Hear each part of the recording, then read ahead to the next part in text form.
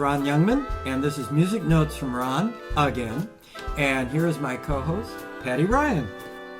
Ooh, hi, Patty. I feel like Pee Wee Herman. Oh, no, maybe not. All right. Well, I'm back, and I thought today I'd like to talk a little bit about a woman that I met and was able to be with for a little bit I guess I was in high school even. Yeah, and I must confess I really didn't know much about her when I met her. I knew of her. I just didn't know what she really did.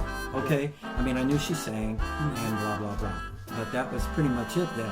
And I suppose I wish, at this time, I'd known a little bit more. Yeah. That's all. Maybe I could have gotten her to sign my hand or something, tattoo on my neck. But because she really was a big star, a big, big star.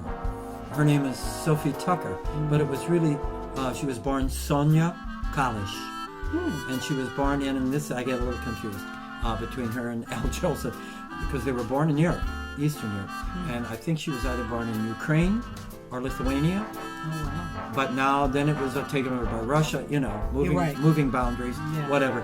But she came here as a child, and their name was Kalish, and they came to New Hampshire, I believe, or Connecticut, or someplace, and they opened up a restaurant, and immediately changed their name from Kalish to Abuza. What? Yeah, really. I don't get it. I don't know. Not much more American. Yeah. I don't know what that was all about. But from the very tender age, like a kid, 8, 9, 10 years old, the restaurant apparently was a bit narrow, small, but successful. And she would sing and wait and serve. And apparently between the door, what did she used to say? Something like, between the narrow door space and the onions, I had people crying. I don't know if that was a good thing or not, but that's what she said. But she married people, things were different back then. I'm talking 1900 or something, okay? She married at the age of 16 a fellow who was, I like this, the fellow who delivered the beer to the restaurant. Hey, why not? Well, you can't get more American than that. Yeah. So they married. It lasted a year, and she left about a year later. Although they didn't get divorced for maybe 3, 4, 5, 6 years. But she went to New York, and this is incredible. I think kind of. She was an incredible person. When she went to New York, now. People weren't politically correct, okay? Back then, they simply said she was fat. Yeah. Okay? And she said she was fat. Yeah. So, make of that what you will. Yeah. Not only that, they thought she wasn't very attractive. So, she got a job only if she would put blackface on. Yes. Wow. Because this is what they said, she was too ugly. And she was fat. People wouldn't go for her unless she was covered up. Interesting. So she did, and apparently one day, wherever she was, the makeup didn't arrive. Her bags didn't arrive. And she went out on the stage and simply said, you know what? And she'd also adopted a southern accent. Oh, yeah. Yeah, y'all.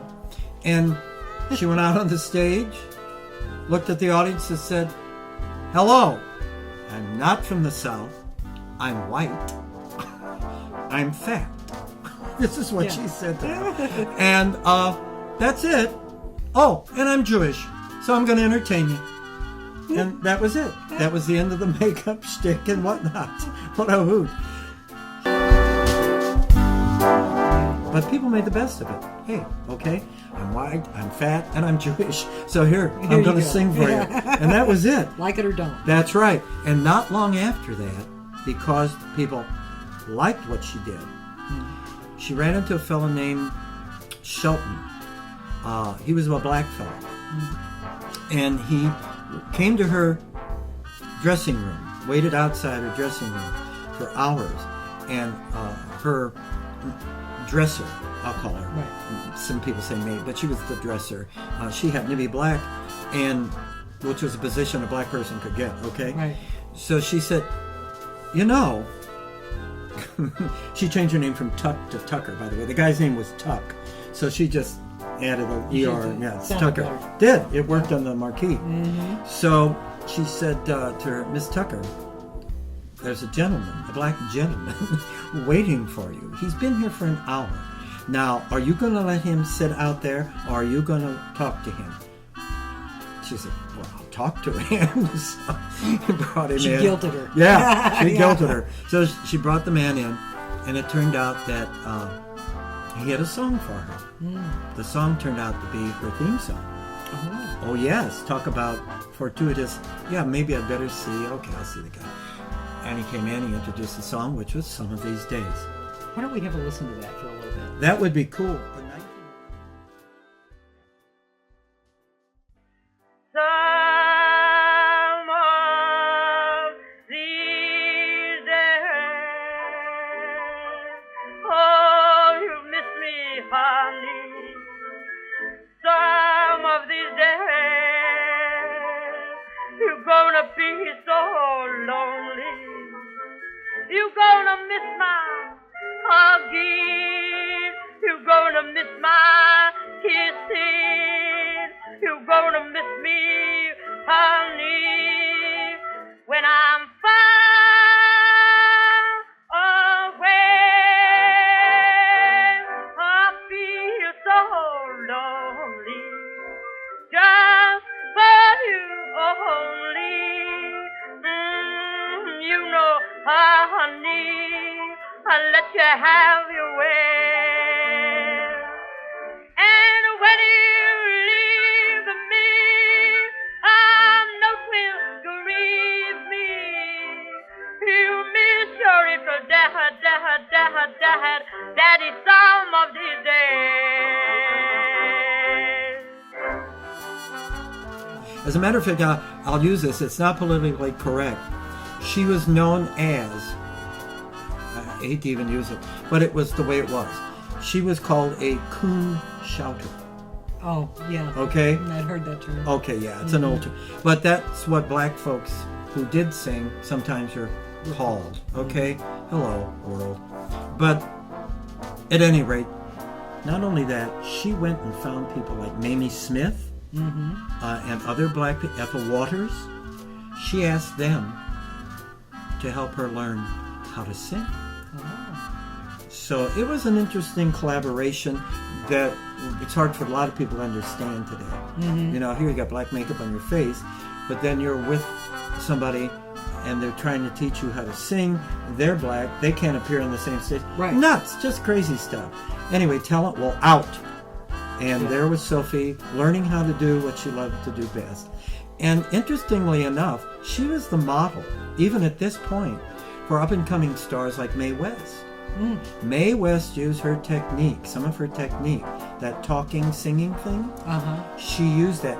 And Sophie got it from a woman named Beatrice Terry, I think, who was just retiring in 1911. But she learned from her. So generation after generation, you know, adopted and used what worked. And Sophie, especially later on when her voice was, the range was gone because of the shouting. Right. She would use the talk thing. And it worked for her.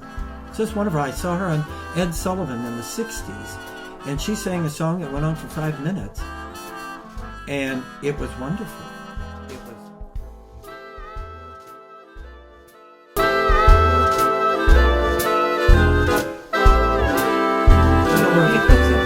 So there's Sophie plying her trade. And here comes Shelton. And he gives her this incredible song. She introduces in 1911, and it's instant hit. It was like on the charts for weeks and weeks and weeks. Number one. So she went on to go into the Ziegfeld Follies. She became a hit big time right away. Yeah. And she went into the Ziegfeld Follies in 1909. Wow. And she was a huge hit. But the other stars didn't like her outshining them. So they talked Ziegfeld into letting her go, which was okay because she got into another circuit Right. and she was all right. But really, her talent was so big that they were jealous and talked her down. But she did okay. So she used to sing a song, sing about weight, you know. She used to sing a song that was like, nobody loves a fat girl. But a fat girl sure can love. Yeah. I love it. I know. That's great. It's all right. So use what you got. You know? That's right. Get out there and make it work for you. And so she did. And she was a delight. She was one of, like I said, many of the big entertainers America fell in love with that had literally been immigrants and had come here from Eastern Europe at that time. So she went on to make movies. She made one called Honky Tonk in the late 20s. Oh God, so many things. I saw her in a movie when she had become part of the nostalgia of the era that she had made popular. Okay. Yeah. So it was like a In 1938, when Judy Garland was like 15, they were both in a movie together. Oh wow. Yeah, and I think it was Broadway Melody of 1930 something, 37 or something. Maybe it was 38. At any rate, and she was then nostalgic already in 1930 something. Wow. Yeah, but she was okay, and she went on, and later on, when I was in high school, I was lucky enough to see her in person. Wow. She loved St. Louis. She found St. Louis audiences just loved her. And so she would come and she'd perform at the Starlight Room at the Chase Hotel. Yes, I remember the story. Yeah. Downstairs there was a delightful eatery that was open all night called the Tack Room. Loved it. Bagels and blintzes. At any rate, she would perform, and I was able to go with a group of people, and I must confess my memory's so vague, it's all vague, a little foggy, but I remember I was invited with them because they apparently knew her. They had gone to the show and they knew her, and she invited us back to her apartment, her room at the Park Plaza. Wow. Or in the Chase. I don't know which one of those are next door, you know. And I'll be doggone, there Ron found himself standing next to Sophie Tucker and listening and taking it all in, but not knowing exactly who I was with at all. But now I'm so glad that at least I had the energy from there, that presence, that I was in the same room with her. I'm not a worshiper exactly universal. So that's my story with Sophie Tucker. I really enjoyed being there, you know, even though not aware of exactly who I was with. But still, Sophie Tucker was one of the greats, and another person who adopted her style a little bit was Bette Midler. Yeah. I know people know Bette Midler, and she named her child Sophie. And That's supposedly, true. Yeah. supposedly it was in honor of Sophie Sophie Tucker. Tucker. Yeah, Sophie Tucker. yeah. So, Good connection. yeah, kind of neat. Yeah. So, that's all I know about Sophie Tucker, I think. Okay. So if you folks, I hope you've enjoyed it. Yeah, there's a little personal touch there, so you can, get something there. So I guess I'd just like to say thank you. Thank you. For being my co-host. And I'd like to say thank you and bye. Bye.